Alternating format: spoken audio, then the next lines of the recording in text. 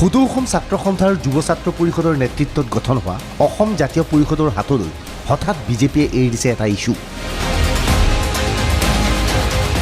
সংসদৰ মজিয়াত বুধবাৰে কেন্দ্ৰীয় গৃহ ৰাজ্যমন্ত্ৰীয়ে জনাইছে যে অসম চুক্তিৰ ৬ নম্বৰ দফা কমিটিৰ প্ৰতিবেদন এতিয়া ৰাজ্য চৰকাৰৰ হাতত। ৰাজ্য চৰকাৰৰ অনুমোদনলৈ অপেক্ষা কৰিছে কেন্দ্ৰই। লগে লগে এটা ইস্যু হাতত পৰিছে অসম জাতীয় পৰিষদৰ হাতলৈ। ইতিমধ্যে গুৱাহাটী মহানগৰীৰ মাজমজিয়াত বিভিন্ন প্ৰান্তত নিশাৰ ভিতৰত লাগিছে জাতীয় পৰিষদৰ হোৰ্ডিং। এই হোৰ্ডিংসমূহলৈ মন কৰক। এই হোৰ্ডিংসমূহে স্পষ্ট কৰি দিছে জাতীয় পৰিষদে পূৰ্ণগতিত নিৰ্বাচনী প্ৰচাৰ অভিযানত নামি পৰিছে। লগে লগে জাতীয় পৰিষদৰ ভৱিষ্যত কি হ'ব বা জাতীয় পৰিষদে কেনে প্ৰভাৱ পেলাব তাক লৈ বিভিন্ন জল্পনা কল্পনা চলিছে। ইতিমধ্যে প্ৰশ্ন হৈছে এই আঞ্চলিক দলটোৱে অকলে নিৰ্বাচন খেলাটো কিমান যুক্তিসংগত।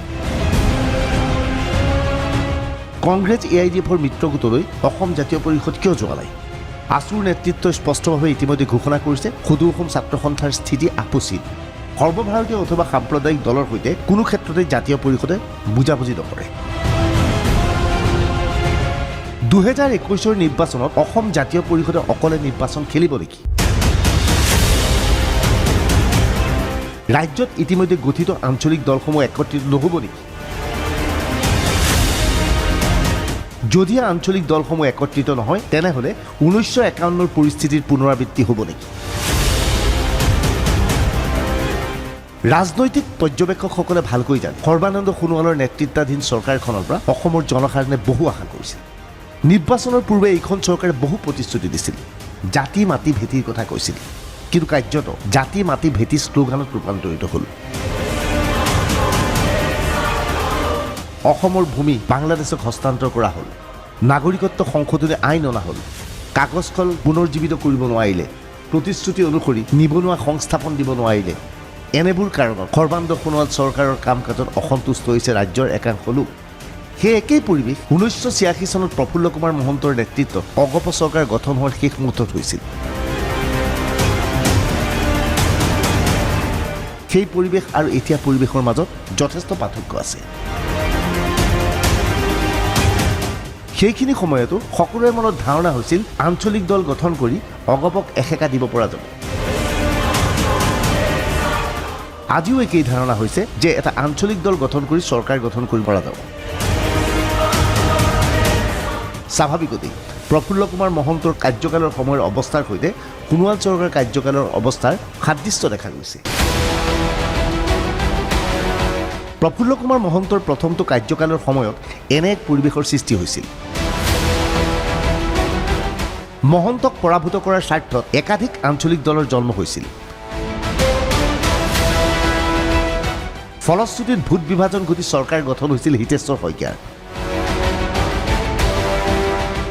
2021তো একেধৰণৰ ভোট বিভাজন ঘটি পুনৰ বিজেপি বা কংগ্ৰেছৰ চৰকাৰ আহিব নেকি?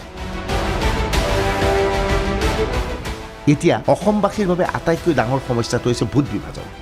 ইতিমধ্যে কংগ্ৰেছ আৰু AIDF একত্ৰিত হোৱাৰ লগে লগে এটা কথা স্পষ্ট হৈ পৰিছে, সংখ্যালঘুৰ ভোট এইবাৰ বিভাজিত হোৱাৰ সম্ভাৱনা নাই। এনে অৱস্থাত সংখ্যাগুৰুৰ ভোট বিভাজিত হ'ব নেকি? আৰু যদিহে সংখ্যাগুৰুৰ ভোট বিভাজিত হয় এনে অৱস্থাত কংগ্ৰেছ আৰু AIDF লাভান্বিত হ'ব নেকি? সেইবোৰ প্ৰশ্ন এতিয়া সন্মুখলৈ আহিছে। এইবাৰ এই নথিখনলৈ মন কৰক। নিৰ্বাচনী আয়োগৰ নথিয়ে 1951 চনত অসমত নিৰ্বাচনত অৱতীৰ্ণ হোৱা কেইবাটাও দলৰ নাম ইয়াত উল্লেখ আছে। ইয়াৰ মাজত এই দলটোৰ নাম মন কৰক, নাম অসম জাতীয় পৰিষদ। আচলতে 1979 চনতে অসমত অসম জাতীয় পৰিষদ নামৰ এটা দল গঠন হৈছিল। দলটোৰ নেতৃত্ব লৈছিল সেই সময়ৰ শিক্ষাবিদ বিনয় তামুলীয়ে। বিনয় তামুলীৰ নেতৃত্বত অসম জাতীয় পৰিষদে কেইবাখনো আসনত প্ৰতিদ্বন্দ্বিতা কৰিছিল যদিও এখন আসনতো তেওঁলোক জিকিব পৰা নাছিল। সেইখিনি সময়তেই গঠন হৈছিল আন এটা নতুন দল অগপ। অগপৰ কাম কাজত অতিষ্ঠ হৈ এই দলটো গঠন হৈছিল। আজি বিজেপিয়ে সেই স্মৃতিবোৰ সন্মুখলৈ আনিব বিচাৰে। অসম জাতীয় পৰিষদক সমালোচনা কৰিবলৈ গৈ এই নামটো পূৰ্বৰ নামৰ সৈতে একে বুলি মন্তব্য কৰিছে বিজেপি নেতৃত্বই। 1989 চনত এটা দল গঠন হৈছিলে অসম জাতীয় পৰিষদ। সেই দলটোৰ নাম লৈ যোৱাকালি এটা নতুন দল ভূমিষ্ঠ হ'ল।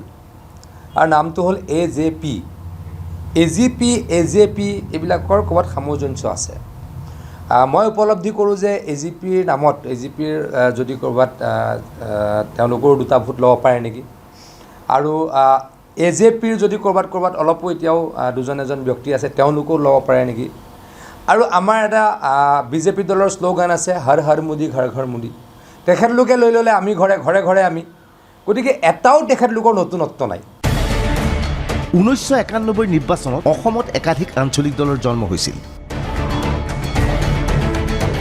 দীনেশ গোস্বামী ইজৰাইল নন্দৰ উদ্যোগত গঠন হৈছিল নতুন অসম গণ পৰিষদ এই ৰাজনৈতিক দলৰ আঁৰৰ ব্যক্তি আছিল বসন্ত ডেকা এইজন বসন্ত ডেকা এতিয়া সদৌ অসম ছাত্ৰ সন্থা আৰু যুৱ ছাত্ৰ পৰিষদৰ নেতৃত্বত গঠন হোৱা অসম জাতীয় পৰিষদৰ আঁৰৰ মানুহজনে হৈছে বসন্ত ডেকা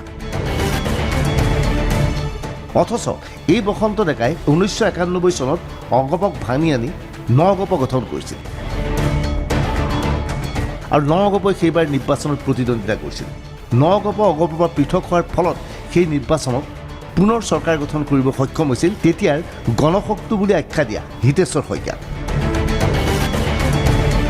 এইখিনি সময়তেই একেধৰণৰ আশংকা ব্যক্ত কৰিছে কৃষক মুক্তি সংগ্ৰাম সমিতি কৃষক মুক্তি সংগ্ৰাম সমিতিৰ মতে সদৌ অসম ছাত্ৰ সন্থাই নিজাববীয়াকৈ আঞ্চলিক দল গঠন কৰি আচলতে বিজেপি আৰু RSSক লাভান্বিত কৰিবলৈ চেষ্টা চলাইছে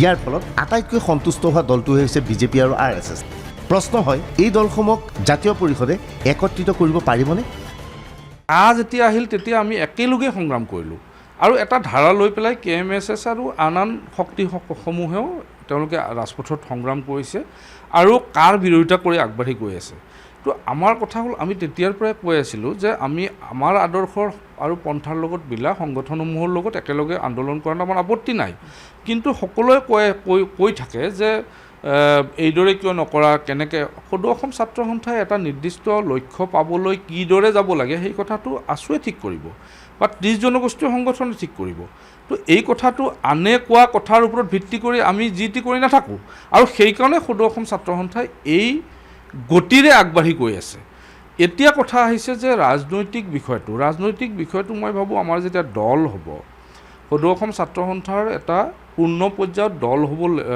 দল এটা গঠনৰ কাৰণে এছাম বিশিষ্ট ব্যক্তিক আমি দায়িত্ব দিছিলোঁ এতিয়া ডক্টৰ কৃষ্ণগোপাল ভট্টাচাৰ্য ছাৰ আৰু বসন্ত ডেকা ছাৰে এই গোটেই বিষয়টো আগবঢ়াই নিছে এতিয়া তেখেতসকলে আহ্বায়ক মণ্ডলী গঠন কৰি দিছে তেওঁলোকে সুস্থভাৱে চিন্তা চৰ্চা কৰি ভৱিষ্যতে জাতীয়তাবাদ কেনেকৈ প্ৰতিষ্ঠা কৰিব পাৰি আৰু অসমীয়া জাতিৰ স্বাভিমান কিদৰে ৰক্ষা কৰিব পাৰি সেই সম্পৰ্কত সিদ্ধান্ত ল'ব তেওঁলোকে কোন দলৰ লগত জাতীয়তাবাদী সত্তা থকা দলৰ লগত কথা পাতি ভৱিষ্যতে তেওঁলোকে শাসনৰ গাদীত আহিব বা তেওঁলোকে এটা সুস্থ জাতীয়তাবাদ প্ৰতিষ্ঠা কৰিব সেইটো তেখেতসকলৰ পৰিকল্পনাৰ বস্তু অৰূপ বৰবৰাৰ দলৰ সৈতে বুজাবুজি হ'ব AJP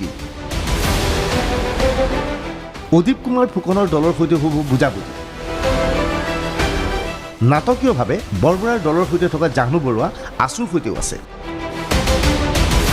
তেজপুৰত অনুষ্ঠিত অৰূপ বৰবৰাৰ দলৰ বৈঠকত জাহ্নু বৰুৱাক দেখা গৈছিল অথচ সদৌ অসম ছাত্ৰ সন্থা আৰু যুৱ ছাত্ৰ পৰিষদে যি পৰামৰ্শ কমিটি গঠন কৰিছিল সেই কমিটিটো জাহ্নু বৰুৱা আছে অৰ্থাৎ একেজন ব্যক্তি দুটা ৰাজনৈতিক দল আছে নেকি ইয়াৰ অৰ্থ দুইটা দলৰ মাজত নিৰ্বাচনী বুজাবুজি হোৱাটো নিশ্চিত নেকি